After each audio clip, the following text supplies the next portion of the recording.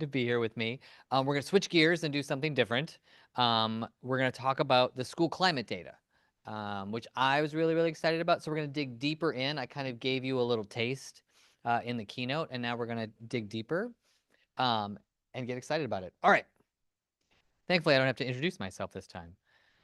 All right. So where we're headed. We're going to do some, we're going to try, let me rephrase that. We're going to try to do some polls. Okay, so here's the context. So I was talking to my wife, and she presented at the Minnesota Network Conference, like would have been 8 years ago. She was almost 8 months pregnant with my 8-year-old, so that's actually how I know. And so she, of course, can give me advice because she's actually done this before, and whether it's solicited or not, let's be honest. But she said, okay, she said, you can't make them suffer to just listen to you for 2 hours, right? And I was like, thank you. That was very kind. And so she said, well, you need to put polls in. So here's the thing. I've never done a poll before, so this might crash and burn. So hopefully you'll all will stay with me, and we can report back to Ashley how we did. But we're going to try it. We're going to do some warm-ups. We're going to try it out. All right, then I'm going to talk about kind of climate. School climate is one of the key areas of research that I work in. I do a lot of work, particularly right now, around school climate. Then I'm going to kind of revisit, come back to, and dig deeper into the Minnesota studies. So I said how we had looked at the Minnesota student survey data, and I want to kind of dig deeper and like kind of really kind of get into that and talk about some of those results. And then more importantly, what does it mean for practice? So what does it mean for you all in your schools and thinking about school climate, and importantly, school climate relative to school PBIS? And then hopefully we can get to a point where you all can commit to some sort of change or at least something, right? We're in the summer, right? We can all kind of get excited about this next school year and think about some things that we can do and bring, hopefully, from this particular meeting back into our schools in the fall. All right, so here we go. Here I'm going to try. All right. For all of you in the room or those also in Zoom land, I hope Zoom, this also will work in Zoom. Here's a QR code. All right, I'm going to pull it up in a second, pull up the thing.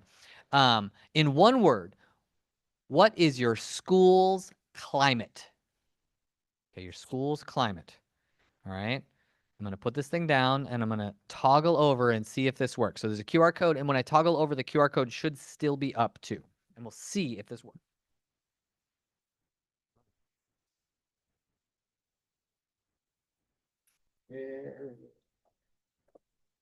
There it is. Look, it's working. Oh my gosh, it's working. Yay. So the QR code's there. So we've got, so in one word, describe your climate. Oh, toxic. All right. We've got some good ones, some positive, tired, friendly, lukewarm, family. I love this. Unfortunate, improving. There is quite the diverse group of climate. I kind of like this. Different, disconnected, right? You know what? I'm gonna take a very positive stance on this. We got room to grow, right? We can do better, right? I think we can all feel that way. Room to grow and do better, right? Growing, I love that. Engaging, empowering, right? Families still kind of showing up here. Unpredictable, divided, disconnected, improving, chaotic, right? So what I love about this is the honesty, and I appreciate the honesty, right? There's no doubt that being in schools right now is hard, right? There's so much going on in our local communities, across the country, the state of Minnesota, right? There are lots and lots of things that certainly have a direct impact on some of these feelings about the climate in schools, right? But what hopefully I can show you and share with you and kind of reiterate from the keynote is that we can build systems to improve this, right? So that hopefully, right, let's pie in the sky dream, we come back a couple years from now and maybe they're all positive, although that seems unlikely, right? But a bit more positive, right? But I so appreciate the honesty. In flux in certain silos. Okay. I'm just more shocked that this actually worked. All right, back to the slides. Okay, so thank you for humoring me. Okay, so one climate. Here's another one. You ready? Okay. Now, thinking about everything you just wrote is a more direct and specific question. Do your students get surveyed on climate? Right? And more importantly, do you use those results?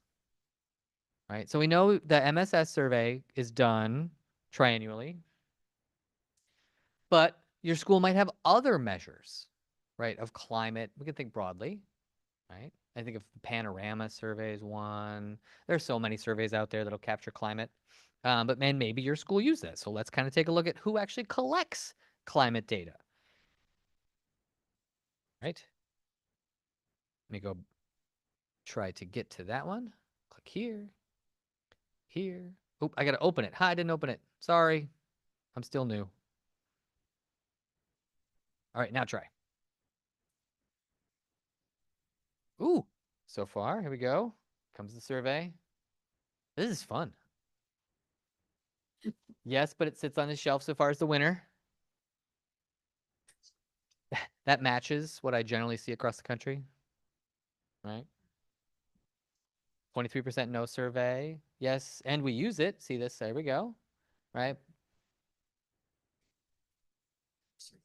All right, I think we've kind of captured it. So a little more coming in, a little more data coming in.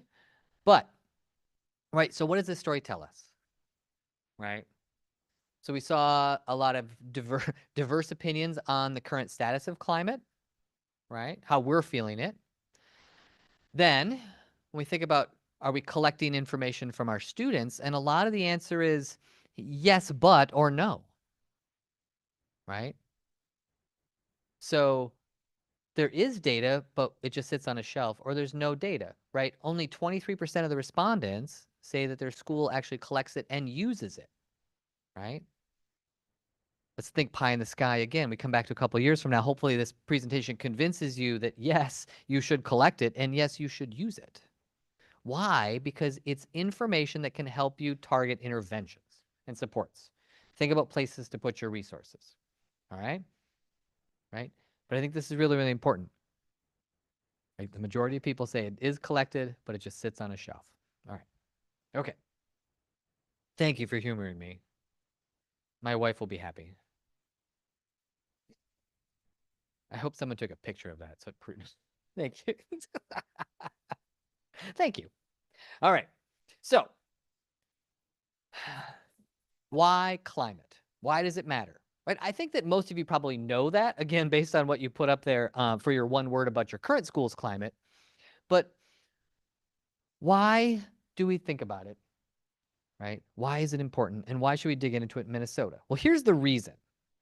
I am currently and have over the number of years done a lot of research looking at both students and teachers' perspectives of their school climate. Right? I looked at the Minnesota Student Survey. I've done over the last 12 years, I've looked at the Georgia School Health Survey, which is a really great one. That one is actually every student in the entire state does it. In Minnesota, it's a sampling. In Georgia, it's every student. And I've looked at that longitudinally. I've just finished a paper looking at Kentucky does statewide. I've got South Carolina, looking at their school climate data, and then lots and lots of research in California on their school climate data. And here's the thing about all those states. The results are always the same, right? Schools that have more positive climates, and we can argue about why, but just if you just take the raw data, just the raw data, it's consistent on all these places. Schools with better climates have higher achievement, higher attendance, lower behavior. Students, because it's higher climate, report higher well-being, right? It's an environment they want to be in. It's an environment they're learning in. And the staff, so when students say the climate's better, staff also corroborate that generally. Climate matters, right? Higher climate has positive impacts on all these things. But I want to put a caveat there, and it's the reason I said when you just look at the data. There are many reasons why. I can't come up, and I won't come up here and tell you that climate is the absolute reason for this. In some ways, in some schools, in some places, higher achieve like it could be it's a higher SES school, right? That has many more resources. It was already high achieving, and thus it has higher climate. So I don't want to just say changing your climate means all these things happen. There's a lot of confounds there, but just broadly speaking, these things are true. Maybe not causally true, but true. And hopefully, we're getting there with data, and I'm going to show you causal data in a minute. But right now, I just want to say without the causal data first. But these things are true, right? Schools with higher climate have better outcomes. That is true in every state I have looked at, period. Right? So, trying to find a way to improve both students and staff's perception of the environment, right? That's positive relationships, right? Feeling connected. How do you feel about in Georgia? One of the things that they like about the building itself, they have perceptions of just the actual physical environment, right? Those things all are related. They're highly correlated with these outcomes. So why does school climate matter? Because it is highly correlated and in some instances causally related to positive outcomes that we want to see. Higher achievement, lower discipline problems, and everyone just feeling better, right? Sounds great. It's really, really hard to do, right? It's really, really hard to do, but it is possible. All right. So I did say, what's the relationship? So I have to do my my PBIS intro again, even though I just did it, right? But why do we connect school climate and PBIS? It seems intuitive, but let's at least put it out there, right? Why? Because by helping students and teachers interact more positively with each other, creating environments where we're reinforcing appropriate behavior as opposed to only punishing problem behavior, creates a better climate, right? It's one of the core things, right? Why do we call it positive behavior support as opposed to just behavior support? Why? Because it's really focused on positive reinforcement. Positive reinforcement is about reinforcing the behaviors we want to see more than punishing the behaviors that we don't want to see. Why? Because it's more effective. I was at APBS many, many years ago, and I've seen many, many keynotes at APBS, and I don't remember, I'm the worst with names. I don't remember who it was. It was somebody, but they told this anecdote that I love about why is it called positive behavior supports. We'll see how well I do with this, right? So he said, ask the audience. So I'll ask the audience here. How many of you speed? I speed like crazy. Thank you. Yes, we all speed. Come on. Yeah, I speed, right? What happens when we get caught speeding? We get a ticket, right? What if instead cops randomly pulled people over going the speed limit and gave them a check for $100 or maybe $1,000, right? Would that reduce the likelihood you would speed? For me, it would. Yeah, right? Why? Because it's positive reinforcement, right? Over punishment, right? So many systems in our lives are based entirely on punishment, right? But yet we have mountains of research to suggest and show that positive reinforcement is more powerful, right? It's more powerful at changing behavior, more durable. That's why, right? And so how is it connected to school climate? Well, I sure like being in a place where I'm getting more praise than punishment, right? I love being in a classroom where the teacher is just laying on the praise. Oh, I love the way you guys are all paying attention. Thank you so much. I really appreciate that. Oh, I love that computer. That's a nice computer. Hey, thank you so much for that eye contact. That's just a better classroom than stop. Hey, pay attention. What are you doing? Right?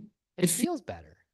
It feels better, particularly in younger classrooms, but I think it's true of older classrooms too, right? In high schools, right? So we create positive climates through our interactions with our students, through building those positive systems by reinforcing positive behavior, right? There's a direct connection between positive school climate and PBIS because we're trying to create those environments that are better connected. We are reinforcing the behaviors we want to see. So that's important. Okay. All right. So we just went through a whole hour and 15 minutes where I hopefully convincingly showed you that PBIS can, with fidelity and sustainability and persistence, reduce discipline, right? Reduce the use of discipline in schools. But what do we know about PBIS and its impacts on climate? Well, the climate data is not as clean, right? Not as easy, but what my favorite thing is Minnesota has a very nice story in this space that we can kind of hit on. And that's what I'm going to try to talk a little bit about here. So we've done a couple of studies in Minnesota, which I already highlighted. Now let's dig a little deeper. Okay? Let's dig a little deeper. So what did students in Minnesota say about their climate when they did PBIS? All right. So we're going to kind of using the same slide. So we're going to reinforce this, right? Repeated practice, right? Or as George would say, redundancy builds fluency, right? We're going to do a little redundancy with this learning here. Okay. So we at Wested did a couple studies. We used data from the Minnesota Student Survey, which is our kids in grades 5, 8, 9, 11, right? We used 3 waves of the data, right? We had the 16, 19, and 2022. Haven't gotten any more recent data yet. It's kind of straddling COVID, so COVID's a key kind of confound on this important thing. Other important information. You all know this, maybe you don't, right? The Minnesota Student Survey is anonymous, right? So you can't link it to an individual student, or you can't say this student took it this year and the next year and the next year. So you can't longitudinally look at change at the student level, but you can at the school level. And school climate ultimately is a school-wide measure. You're really interested in kind of your broad school's perspective, less so than an individual student, right? So that's kind of what it captures. So there's at least some reason why it's anonymous. And let's see, and it is representative in Minnesota. It's not everybody does it, excuse me, but it's generally representative of the population. All right. So what did we do? How did I actually look at? So I said at the get-go, I said we have this correlational relationships between climate and all these positive outcomes. And I said, I want to make it more causal. I want to say, does something improve school climate that then also concomitantly can improve our other outcomes of interest? Right now, we're just kind of focusing on PBIS and climate, and we can do I can talk about the climate studies later. So to do that, I did something called a difference in difference analysis, right? Which is a really, really just fancy way of saying, did PBIS change school climate across time, controlling for all possible confounds, right? Because it's just easy to say, well, yeah, but it's because PBIS was done only in the suburban schools or the rural schools or the urban schools, or because their walls are purple, you know. I think I've heard every possible confound. You know, like they're like, yeah, but. And I'm like, I hear you, I agree with you, but I'm controlling statistically as best I can for these things. And that's what this difference in difference model does. And then we also made it doubly robust by using propensity score weights and multi-level modeling. Anyone wants to come to the happy hour this afternoon, I will happily describe that in detail if you'd like. Right? I don't know if I recommend it, but I can do it. That's right. You know, it's nothing like talking about propensity score matching over a few happy hour drinks. But I love to. I get really excited. Okay. So the other piece we did, which I've hinted at all this prior, I did assume this was when I built these were 2 separate sessions. So I apologize for being redundant, but redundancy builds fluency. So in this analysis, where we're going to look at the school climate data and try to make some sort of causal claim, potentially causal claim, that doing PBIS actually has a direct and causal impact on students' perception of school climate. Well, we needed to say, what's the independent variable? When I say PBIS, what do I mean? Well, I mean a couple of different things. We've got schools that participate in PBIS but do not meet the fidelity bar. Right? In other words, they were trained, they were in cohort training, maybe they were in an older cohort. I don't always have cohort included. I think I might have included cohort in this analysis. We can go back and look. But it's less about cohort and about their TFI scores.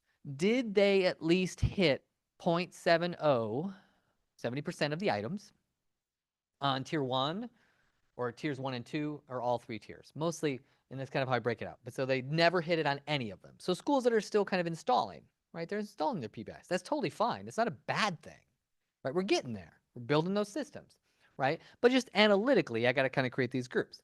So I've got PBIS, but not doing it with Fidelity. I've got those schools that are just doing tier 1 with Fidelity. So they've only started building their tier 1, which is great. You got to build a foundation. You can't do tier 2 and tier 3 till you got the foundation, right? Got to have foundation first, right? So we've got schools that just do that, right? Then we've got some schools that do tier 1 and tier 2 with Fidelity, right? So now they've got those two things in place, which is great, right?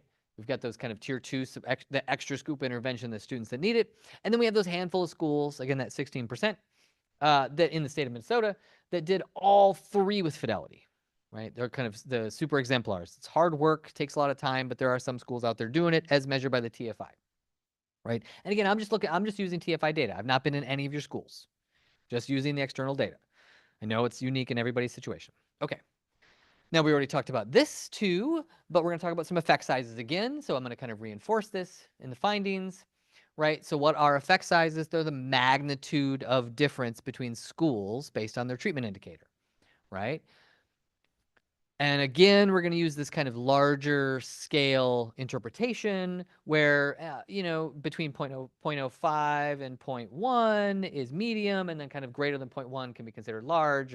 But, really anything above 0.25 is amazing. It's kind of what we're really interested in. We get above 0.25, we're totally rocking it, which is really what matters. So in this slide, so if you've got a positive 0.12, because we're doing school climate here, we want to see higher climate, right? So positive is better, right? Negative is kind of lower, so we want to see positive scores here, right? So if an effect size of 0.12, the average student moves from about the 50th to the 55th percentile on whatever that scale is. So not huge, but meaningful on average, right? And it matters. Okay. So that's my effect size again. Can't help myself. All right, so now here's who was paying attention in the keynote. Here's my fun slide. Here's my last survey. Of the 7 domains that are measured in the Minnesota Student Survey, how many improved under the full fidelity PBIS? Are you ready? Let me open that survey. Hold on, because I realized I have to open it. We figured out in the last one. Let's go back here, and let me get the thing up here. Open, start, and present. And here is the QR code. There it is. Okay. Look at this. Okay. So was it 4, 4, 2, 6, or all 7? So of the 7 climate and well-being domains, how many improved under full fidelity PBIS? 13 respondents, 16.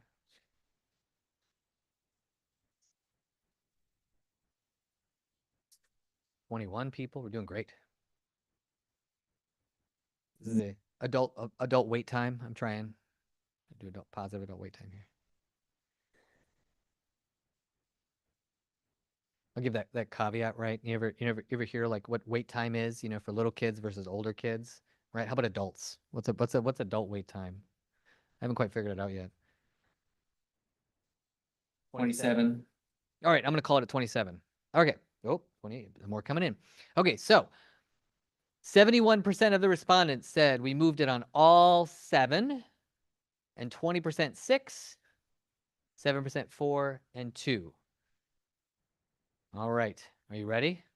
Let's go back. See how we did. 71% say all 7. Oh, I got another couple of all 6. They're still coming in. Come on back. All right. The answer was 6. 6 of the 7, right? And my going joke is I actually put this slide up in the keynote. So, no, I'm just kidding. But let's talk about it in more detail. So 6 of the 7 domains had a positive impact if your school did all 3 tiers with fidelity, right? If you're doing all 3 tiers. But let's kind of break it out. So where do we see the biggest impact? The biggest impact is where we'd want to see it, right? Healthy boundaries and conflict. In other words, schools that are building the whole continuum. And this kind of makes sense, right? If you've got tier 2 going, and oftentimes tier 2 can include social skills groups, can include student mentoring programs, right? Check in, check out, That's one of my favorites, one of the most widely used tier 2 interventions, right? Part of check in, check out, and particularly part of small group social skills instructions is helping students do better around conflict. Well, in fact, schools that were doing all 3 tiers, their students self-reported higher climate around conflict and healthy boundaries. So we're actually seeing the students reporting the things we want to see. It's my favorite thing, right? I won't tell you how many studies I do where I get something called a null result, meaning, someone deeply believes their intervention has changed the world, and I have to be that jerk that shows up and says, actually, it doesn't work at all, right? That's not the case here. Hooray, right? That if schools are doing all 3 tiers, that we're actually seeing that direct effect, right? That schools, the students in those schools, reported being more motivated. Again, I want to come back to this for a second. What these numbers mean. These numbers are comparing, right, all 3 tiers to none, right? To none. These are matched. Remember how I said I did that difference in difference and doubly robust thing with propensity score matching? What that means is, statistically speaking, if we take 2 schools, we're comparing them, they're the same on every possible thing I could come up with. Same in regards to size, same in regards to racial, ethnic demographics, same in regards to location. I usually close it like rural versus, because in Minnesota, it's probably pretty important to include rural, suburban, and urban, given the state. I've driven the entire state. I'm well aware. We include that as well. So we're not comparing. This isn't comparing just schools in Minneapolis to schools in Warroad, right?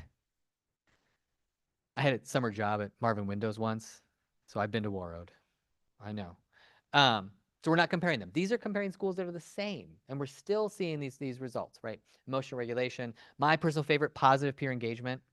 Right? Kids are getting along with each other. That's how you can. That's climate, right? That students are actually interacting well with each other and with the adults. Higher in family involvement, which I think is interesting. I'll give a caveat to that one in a second. And then a little lower on personal well-being. I will say, remember, these data are almost immediately post-pandemic, right? So everybody was struggling in well-being, and that's true across the nation, not unique just to these schools, not just unique to Minnesota. But the bottom line is there is a causal link. I hate to use that term. I don't like to throw it out. In education, we almost never use it in research. We never really say causal link. But on every possible control I could include, we'll say potentially causal because it was an RCT. There is potentially causal evidence to suggest that doing all 3 tiers with fidelity directly impacts climate. And now if we go back to earlier, when you have higher climate, you have higher achievement, lower discipline problems, right? People like to come to work, higher attendance. See how it matches? There's this nice kind of matching, right? So if we do these things, we can see those positive outcomes through time and lots of hard work, right? But as I've noted again, just being a PBIS school is not enough. You have to be doing all those things, which seems to be my punchline, right? But we dig deeper in the data, right? If you just say that 1 year is not enough. We did see some results, though. A dose response result from just tier 1 that sustained over time. Okay, so my main causal effects are when you got all 3.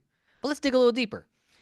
Schools that did tier 1 with fidelity over time, not just 1 year, also saw positive results. They weren't as strong. That's okay, though, right? But it's still different. On trust and safety, which didn't actually come. Notice that's the missing one. Isn't that kind of interesting? Right? You can deconstruct that one on our own later. But the trust and safety only showed up on tier 1 repeated. And so different schools, right?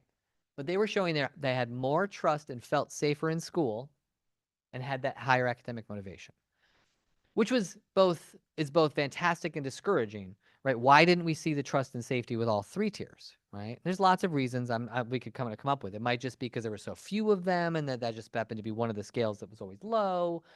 But I like this story. If we keep it separate, right? and it's a story we can tell. If you do tier 1 sustainably across time, multiple years, kids feel safer in school. I did the same study in California, and I found the same result.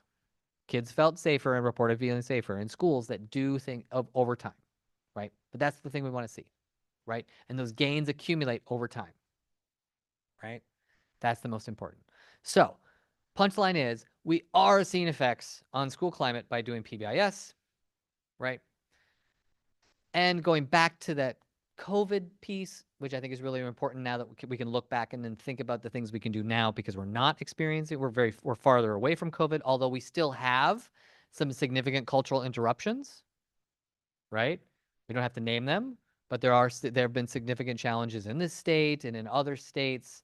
Gosh, I did analyses in Iowa from last year, and they had some pretty interesting challenges there. In there, and Des Moines particularly. So, but the point is, when an interruption happens, there's evidence to suggest that schools that have the systems, the framework in place, can actually prevent the decline that we're seeing in other places. So it's not always about just increasing. It's not always about we can make everyone better. But we can do, and what this data suggests, is we can help them from getting worse. And that matters, right? That matters. So when big things happen, like COVID or other things, a lot of schools will go down. Schools doing PBIS held the line. Kids did not go down as far. That matters. That means it actually is having an impact on the climate, which then has that impact across, right? And these, again, are Minnesota data. So data from your schools, your students, right? All right. So how much time? Oh, so we got 10 minutes. We're doing great. All right. Do we want to do a turn and talk? I'm not very good at turn and talk, but we just call it out. But so which climate domain is your building's biggest need, and what would move it? Does anyone want to volunteer to say, like, what do you guys think the climate domain that's most important in your building or in your space? Those in Zoom, happy to put it in the chat. I'm not very good at monitoring the chat. But if anyone want to say what they feel is their biggest need? Yes, please. Motivation. I think post-COVID, we kind of made this shift towards, realizing kids were struggling. And so we all kind of overcorrected to social emotional, whole child piece. And I think we have to kind of bring back that academic. Absolutely. Having kids want to learn, right? Because what's our ultimate goal? Our ultimate goal is to have kids be successful in school and graduate. And to do that, they got to master the academic content. I agree with you. I think that's important. Absolutely. And the data suggests that we're seeing that, which is exciting. Any other areas that people are thinking really important that they need to target in their schools? Can we get them on screen again? Get them on. Oh, thank you. That's a great question. Absolutely. I appreciate that. Thank you. Here we go. These are the 6 domains that did improve. And then the missing one is trust and safety. So think of the other ones, trust and safety. So of these 7, trust and safety, what do you guys think is the most important to kind of think about in your schools? Yeah, please. Emotional regulation. Yeah, helping kids just kind of, I have 4 kids, so I understand. Understand absolutely. The ability to control their emotions, right? How do you handle adversity, right? That's where that social emotional piece comes into, right? Building, that's the piece that we haven't talked about yet, but part of PBIS is a systems framework where you can bring evidence-based practices in. Well, there's evidence-based social emotional learning or well-being interventions that can easily be incorporated into your PBIS to help build that emotional regulation. Absolutely. Absolutely. And you can use your data to think about that, right? If my data suggests emotional dysregulation or emotional regulation is low in my school, then that might be something I want to target and think about from an intervention standpoint. Yeah. Anyone else want to share? One more? Family involvement. Family involvement.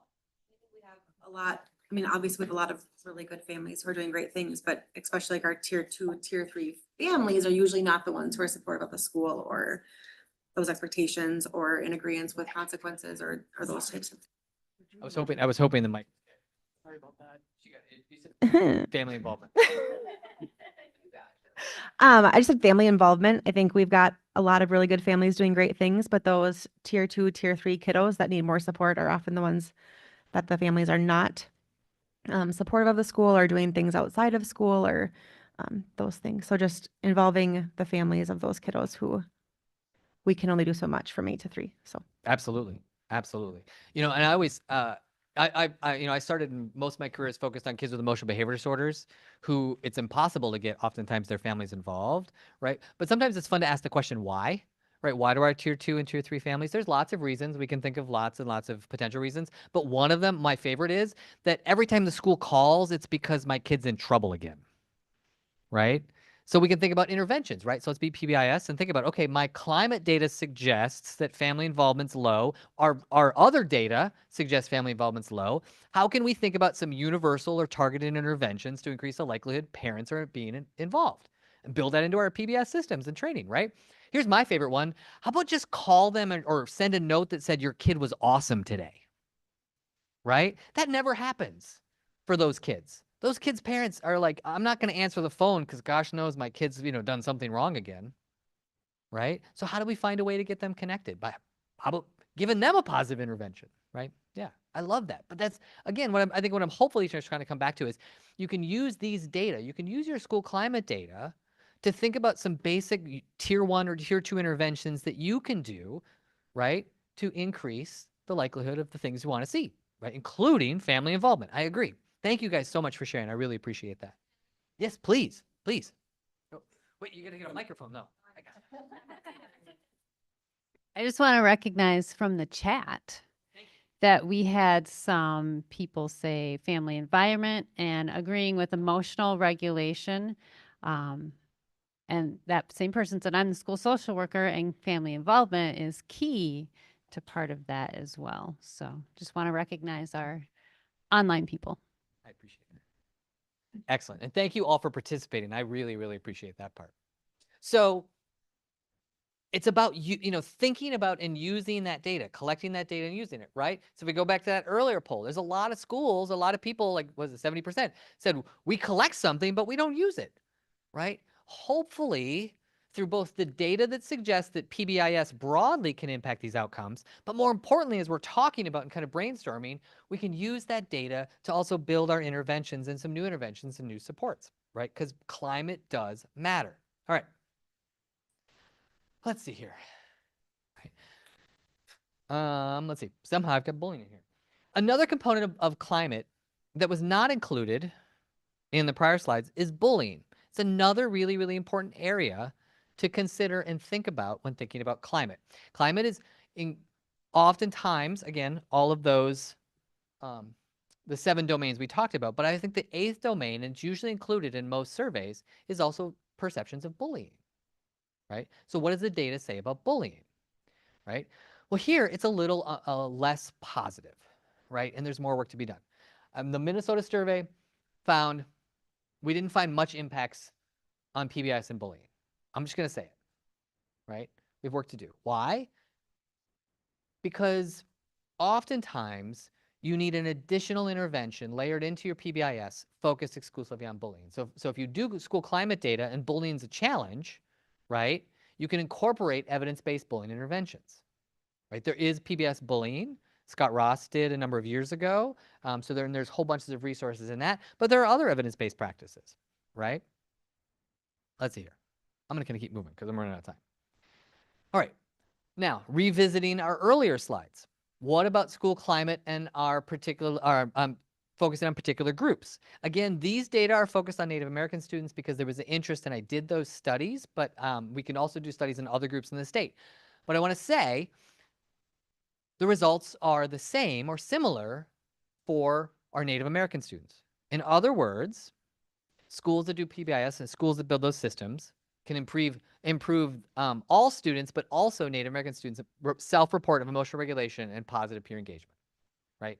Which I think is really, really important to bring back and kind of come back to that equity piece, right? Use your data. You can disaggregate your data very easily and start looking at different groups and seeing how different groups are doing and also look at outcomes. All right. So what do these stories tell us, right? Again, like a broken record. It's all about fidelity. It's all about sustainability, right?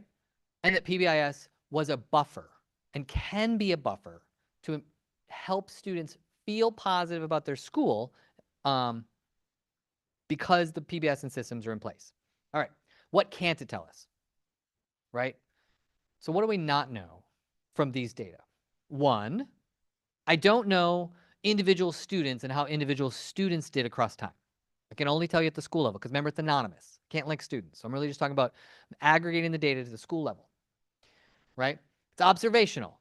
That's why I said it's potentially causal. It's not a randomized control trial, right? But I've controlled for every possible thing I can. But I feel very confident that the results I'm sharing with you that show doing these practices does impact climate matters. It's self-report. It'd be really good to have the teacher data and triangulate the teacher data with the student data. You guys can, some of you can do that in some of your schools, right? And the effects are modest. You know, they're great, right? But as I've always want to say, like we're setting the foundation and creating an environment, more positive environment, right? But we're not completely changing everything. So no magic bullet in education, right? Okay, so what does it mean for practice? Almost done. Same thing, adoption is an impact. It's all about the practices you do, building them and sustaining them, right? But let's think about 5 moves we can do around school climate. So I talked briefly about 5 moves just about PBS broadly, but now when we're thinking about climate specifically, what can we do? How can we think about climate maybe differently than we did last year, right? Build our TFI, stay with it, more importantly. But here's the other thing. Listen to student voice. Use your data. A lot of people said they collect it, and a lot of people say it sits on the shelf. Don't let that data sit on the shelf. That is rich data that your PBIS team or some other team can look at as just a general kind of temperature check on how you're doing in your school. And look at change, graph that change, right? Look at that change across multiple years. Listen to student voice. Bring that data in place. Don't just use discipline outcomes, right? Then think about from that data, what are the instructional components that you can do to increase, right? We were talking about the family involvement one. We could bring social skills lessons for dysregulation. There's a lot that we can be creative and think about the interventions and find evidence-based practices to the needs we have based on the data and what it says, right? And importantly, attend to context and equity. Think about those data and break it down by student group. Really, really important. All right. I'm going to let this one go. We don't need to do this one, but I hope that in this very, very short time that I can at least convince you to think about at least one thing you can do differently this year in your school, whether it's even just using the data. My gosh, if you could just use the data, that would make me so happy, right? If you can use the data and think about interventions, it makes me even happier yet, right? But thinking about the things that you can do in your school to be better, right? To build those systems. Right about that. All right. All right, so here we go. Because we're almost out of time, right? So hopefully, to commit for this coming year, one kind of area that you can focus on, that family involvement, emotional regulation, right? Academic motivation. How do we get kids interested, right? Right? If we believe those things matter, let's then start building those interventions and focus on that as a team, right? Okay, so that's what I'm gonna leave you with. I'm gonna leave you with 4 things. Hopefully, this is true across both things, right? That climate can improve under PBIS, right?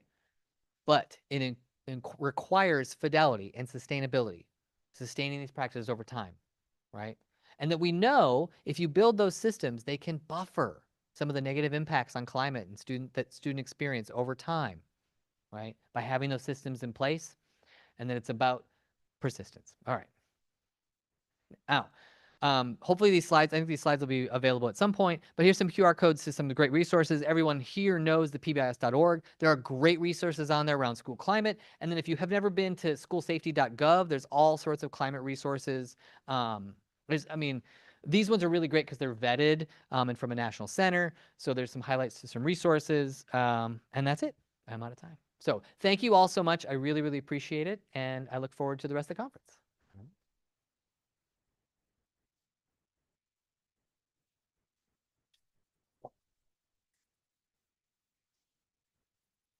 Thank you so much. Hopefully you enjoyed the encore just as much as episode 1. we were having a good time over here. Just a couple reminders. So we are going to have a 20-minute break right now. After the 20-minute break, we will have a breakout session in the other room, which is going to be, it's on your agenda. It's the middle school presentation over there. And then there will be another presentation in this room. So for those of you online, if you want to switch links for the middle school presentation, you will soon will be the time to do that. But like I said, we've got 20 minutes. Just as a reminder, we do have the food truck today outside. They are here from 11 to 1, and there's patio tables open. You can have your food in here. That is fine. Please clean up after yourself, but you can have your food in here. That is just fine. And then just a reminder that after lunch, we'll be coming back to learn from exemplar schools. I know I'm giving this reminder a little bit early, but somebody passed me a note to do something, and so I'm doing it. And then there will also be, for people who are here in person, there will be cake. And for people who are online, you'll get certificates, and it'll be great. So 20-minute break, and then we'll continue with the breakout sessions. I have a Chromebook charger, like the oval Yes. one. Okay. Oh, older one? No, the ovals. Oval, yeah. I think so.